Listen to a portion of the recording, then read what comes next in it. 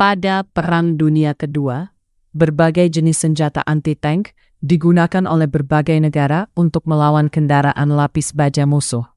Berikut adalah beberapa senjata anti-tank yang terkenal pada masa itu. 1. Senapan anti-tank. Senapan seperti Mauser 7.92 mm PZB-39 Jerman. Senapan anti-tank Jerman bermula pada tahun 1917 dengan Mauser 1918 Tegewehr, senapan anti-tank pertama di dunia, yang menggunakan peluru khusus 13,2 mm 0,52 inci. Senapan ini diciptakan sebagai respon terhadap kemunculan tank-tank Inggris pertama di front barat. Senapan satu tembakan yang dioperasikan secara manual ini meraih kesuksesan yang cukup baik, sekitar 15.800 senapan diproduksi. Pengembangan Jerman dilanjutkan pada akhir tahun 1930-an dalam upaya menyediakan infanteri dengan senapan anti-tank ringan yang dapat dibawa oleh manusia. Deep Ing, insinyur bersertifikat B. Brauer di Gustloff-Werke di Seoul, merancang Panzerbuchse 38, PZB-38. Senapan ini merupakan senjata satu tembakan yang diisi secara manual dengan laras yang dapat mundur, menggunakan peluru khusus 7,92 mm 0,33111 inci. Saat ditembakkan, laras akan mundur sekitar 9 cm 3,5 inci, yang membuka ruang peluru dan mengeluarkan selongsong peluru bekas. Blok ruang peluru kemudian ditahan di posisi belakang, tetap terbuka agar penembakan dapat memasukkan peluru baru secara manual. Penembak kemudian melepaskan ruang peluru yang terkunci dengan tuas di pegangannya. Ruang peluru dan laras kemudian akan bergerak maju lagi dan pelatuk dikokang sebagai persiapan menembak. Mekanisme yang agak rumit ini melaporkan rentan macet karena sistem menjadi kotor saat digunakan di lapangan. Boys Anti-Tank Rifle, Britannia Raya. Senapan anti-tank Boys, secara resmi bernama Rifle Anti-Tank .5.1N Boys, dan terkadang salah eja menjadi Boys, adalah senapan anti-tank Inggris yang digunakan selama Perang Dunia Kedua. Senapan ini sering dijuluki senapan gajah oleh para penggunanya karena ukurannya yang besar dan larasnya yang berdiameter 0,55 inci, 14 mm. Terdapat 3 versi utama senapan Boys model awal, Mark I, yang memiliki rem laras melingkar dan monopod berbentuk T, yang sebagian besar diproduksi di BSA di Inggris.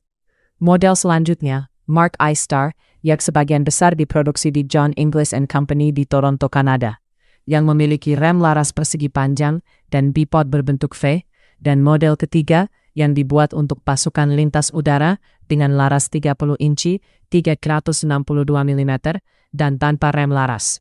Terdapat juga berbagai jenis peluru, dengan versi selanjutnya menawarkan daya tembus yang lebih baik. Meskipun cukup efektif melawan tank ringan dan tanket di awal perang, Boys tidak efektif melawan kendaraan lapis baja yang lebih berat, dan secara bertahap digantikan oleh senjata Piat berongga di pertengahan perang. Digunakan oleh pasukan infanteri untuk menyerang tank musuh dari jarak jauh. 2. Granat anti-tank. Granat seperti Panzerfaust mulai dikembangkan oleh tentara Jerman Nazi pada 1942.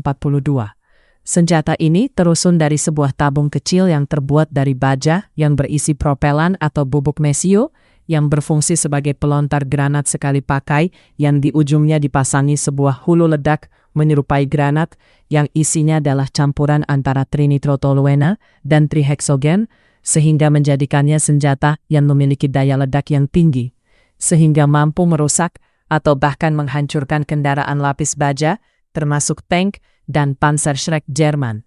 Panzerschreck secara harfiah berarti momok tank atau kutukan tank, adalah nama populer untuk raketan Panzerbuchse 54, senapan roket anti lapis baja model 54, disingkat menjadi RPZB-54, peluncur roket anti-tank 88 mm yang dapat digunakan kembali yang dikembangkan oleh Nazi Jerman pada Perang Dunia II. Nama resmi lainnya sebelumnya adalah Offenrohr, pipa kompor.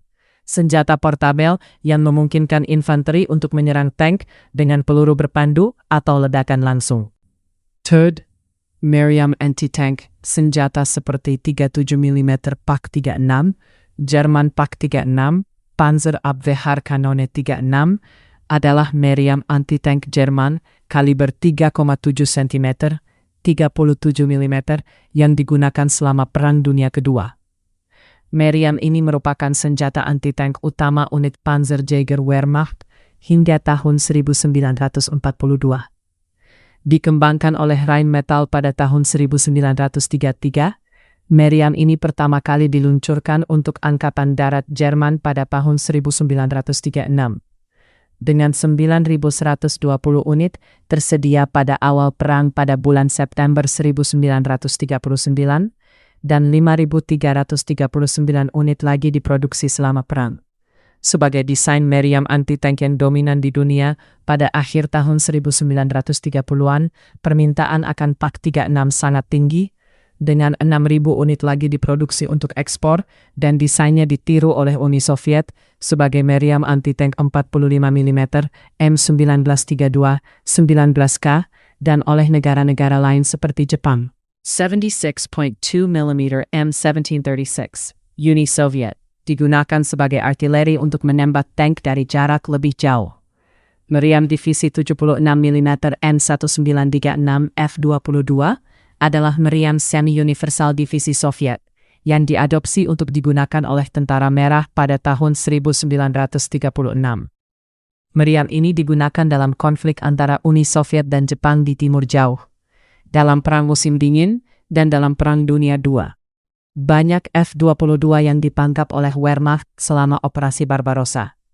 Setelah dimodernisasi dan diberi nama ulang sebagai Feldkanone 296R, meriam yang ditangkap tersebut digunakan untuk melawan penciptanya. 4. Landmine tambang darat juga digunakan untuk menghancurkan tank ketika kendaraan tersebut melewati area yang telah ditandai. Ranjau anti-tank, disingkat Ranjau AT, adalah jenis ranjau darat yang dirancang untuk merusak atau menghancurkan kendaraan termasuk tank dan kendaraan tempur lapis baja lainnya. Dibandingkan dengan ranjau anti-personel, ranjau anti-tank ini biasanya memiliki muatan ledakan yang jauh lebih besar dan murangnya dirancang hanya untuk dipicu oleh kendaraan atau dalam beberapa kasus hancur bersama dengan ranjaunya.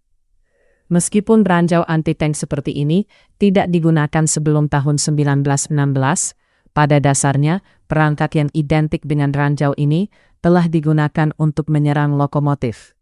Misalnya, selama Perang Saudara Amerika, pasukan tentara konfederasi menciptakan ranjau anti kereta api yang diaktifkan dengan tekanan dan saat itu berhasil menghancurkan setidaknya 2 kereta. 1. Kendaraan tempur dengan senjata anti-tank. Beberapa kendaraan tempur dilengkapi dengan meriam anti-tank, seperti M10 Wolverine, Amerika Serikat. M10 Wolverine adalah penghancur tank buatan Amerika Serikat yang dikembangkan dari sasis tank medium M4 Sherman. Mulai diproduksi pada tahun 1942, M10 adalah penghancur tank yang paling banyak digunakan oleh pasukan sekutu di front Eropa Barat. Berbeda dengan penghancur tank buatan Jerman atau Uni Soviet, M10 lebih mirip tank karena dilengkapi dengan turret yang dapat berputar 360 derajat. Stug 3 Jerman, Sturmgeschütz 3, Stug 3 adalah meriam serbu yang diproduksi oleh Jerman selama Perang Dunia II. Ini adalah kendaraan tempur lapis baja beroda rantai penuh Jerman yang paling banyak diproduksi, dan kendaraan tempur lapis baja Jerman kedua yang paling banyak diproduksi dari semua jenis setelah SDKFJ 251 setengah roda rantai. Kendaraan ini dibangun di atas sasis panzer tekah yang sedikit dimodifikasi, menggantikan menara dengan struktur atas tetap lapis baja yang memasang meriam yang lebih kuat. Awalnya dimaksudkan sebagai meriam serbu bergerak untuk dukungan tembakan langsung bagi infanteri. Stug 3 terus dimodifikasi, dan seperti kendaraan Jagdpanzer selanjutnya, digunakan sebagai penghancur tank. Pengembangan senjata anti-tank merupakan respons terhadap peningkatan kemampuan dan perlindungan kendaraan lapis baja pada masa perang, dan teknologi ini terus berkembang seiring berjalannya waktu.